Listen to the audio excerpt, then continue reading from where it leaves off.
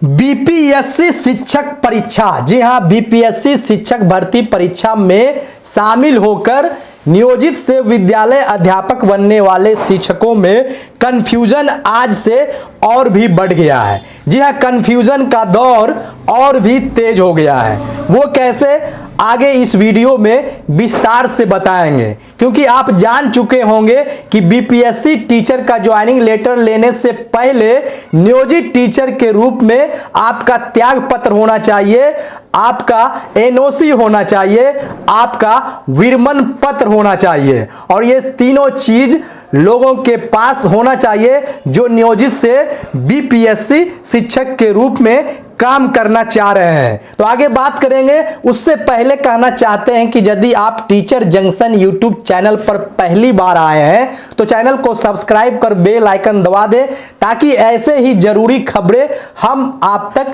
लाते रहें। चलिए बात करते हैं, आज जो जानकारी सब लोगों के बीच आ रही है कि बीपीएससी शिक्षक के रूप में ज्वाइन करने से पहले आपका त्याग पत्र उपस्थित होना चाहिए, यानी आप ज्वाइनिंग लेटर लेने से पहले त्याग पत्र समर्पित करेंगे, क्योंकि विभाग का साफ कहना है वन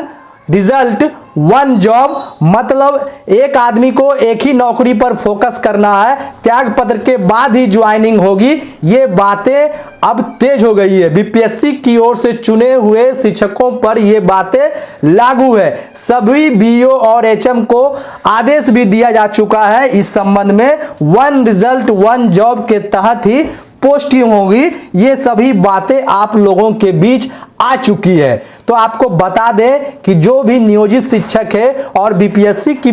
परीक्षा पास कर लिए हैं और वे अपग्रेड हुए हैं, यानी क्लास 1 to 5 में अभी है नियोजित शिक्षक के रूप में, 9 10th में सेलेक्ट हो गए हैं, 11 12th में सेलेक्ट हो गए हैं, तो किसी भी तरह की घबराने की जरूरत नहीं है, क्योंकि आप अपग्रेडेशन की ओर है। आपको विरमण पत्र, त्याग पत्र, जो भी चीजें देने की जरूरत है आपको देना चाहिए, क्योंकि यह सामान्यतः नियम है कि आपको यदि कोई नई नौकरी मिलती है तो आपको पूर्व की नौकरी से इस्तीफा देना होता है। पूर्व की नौकरी से जो भी आपके रिश्ते नाते जुड़े हुए हैं उसको छोड़कर जाना पड़ता है। और नियोजित शिक्षक खासकर शिक्षा विभाग में ही है, शिक्षक के रूप में ही काम कर रहे थे, तो उन्हें भी बीपीएससी टीचर के रूप में फ्रेश ज्वाइनिंग दी जा रही है। आपको ये बात जानकारी में आ गई होगी कि जो भी बीपीएससी टीचर बनेंगे वे फ्रेश टीचर बनेंगे, चाहे वे नियोजित ही क्यों नहीं हो। पहले से ही बिहार के सरकारी विद्यालयों में 10 साल 5 साल 15 साल जितने भी समय से काम क्यों नहीं किया हो, क्योंकि आपको आपके जो बीपीएससी टीचर की नियमावली है उसमें इस तरह की बातें नहीं थी कि आपको पूर्व के जो अनुभव है उसका लाभ दिया जाएगा।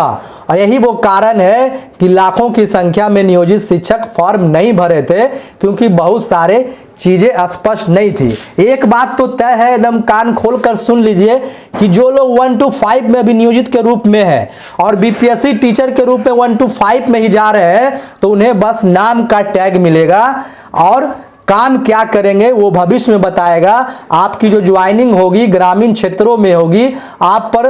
विभाग का विश्वास ज्यादा हो चुका है, आपने अपना मेरिट साबित किया है, तो जिम्मेवारी भी बढ़ गई है। लेकिन वेतन की जो बात है, सुविधा की जो बात है, आने वाले दिनों में नियोजित और बीपीएससी के बीच परिस्थिति क्या रहेगी, वेतन को लेकर, सुविधा को लेकर तमाम चीजें स्पष्ट हो जाएगी। अभी कंफ्यूजन का दौर है, इसलिए कि नियोजित को भी राज्यकर्मी बनाने की बात माननीय मुख्यमंत्री ने 2 नवंबर को गांधी मैदान में, पटना के ऐतिहासिक गांधी मैदान में नियुक्ति पत्र बीपीएससी टीचर को देने के दौरान ही कह चुके हैं कि परीक्षा लेकर बिहार के सारे नियोजित शिक्षकों को राज्यकर्मी बनाया जाएगा, सुविधाओं को दिया जाएगा। लेकिन बहुत सारी चीजें स्पष्ट नहीं है, इसलिए असमंजस की स्थिति बनी हुई है। लेकिन जो भी लोग परीक्षा पास कर गए हैं, विरमण पत्र देना पड़े, त्याग पत्र देना पड़े, एनओसी देना पड़े, जो भी चीजें हैं, जो नियम है उसका पालन करते हुए विभागीय निर्देश में आप अपना न्यू ज्वाइनिंग ले, क्योंकि आपने जब फॉर्म भरा था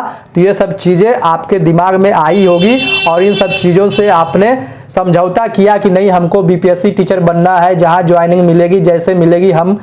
ज्वाइन करेंगे। तो ऐसे में आप प्रश्न इट बट का सवाल नहीं है, आप सीधे ज्वाइनिंग कीजिए और बेहतर शिक्षा की ओर बिहार को ले जाइए। यही आपसे सारे लोगों का उम्मीद है, बिहार की जनता को उम्मीद है, शिक्षा विभाग को उम्मीद है, माननीय मुख्यमंत्री को उम्मीद है और पाठक साहब को उम्मीद है। बहुत बहुत धन्यवाद, नमस्कार।